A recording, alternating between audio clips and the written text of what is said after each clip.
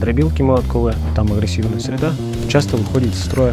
Интересуешься наукой и прогрессивными идеями? В проекте «Наука-наука» мы расскажем о молодых ученых Удмуртии, их исследованиях и достижениях. Мы познакомим вас с лучшими и перспективными, теми, кто знает, как устроен этот мир с научной точки зрения. Меня зовут Петров Виталий Анатольевич, я ученый.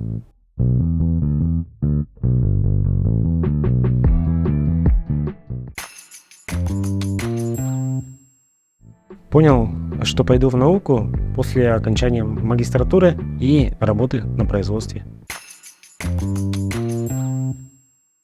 Мы занимаемся в основном проблематикой надежности технологического оборудования для приготовления концентрированных кормов для сельскохозяйственных животных.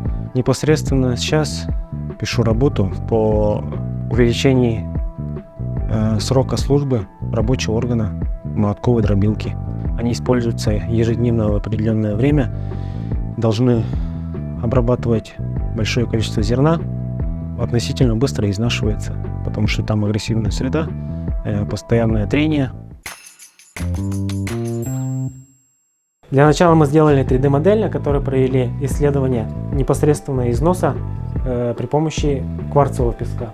Дальше нашли контактное напряжение на поверхности с помощью оптически прозрачной модели лопасти. С помощью лазерного полироскопа мы получили модель нагруженного состояния лопасти, то есть той части, на которую действует зерно, поток зерна. После изготовления 3D-модели и проведения математических расчетов и получения математической модели нами было изготовлено модернизированное колесо оптимальной конструкции с измененным углом наклона лопасти. Износ стал равномерный и, соответственно, начала работать вся поверхность лопасти.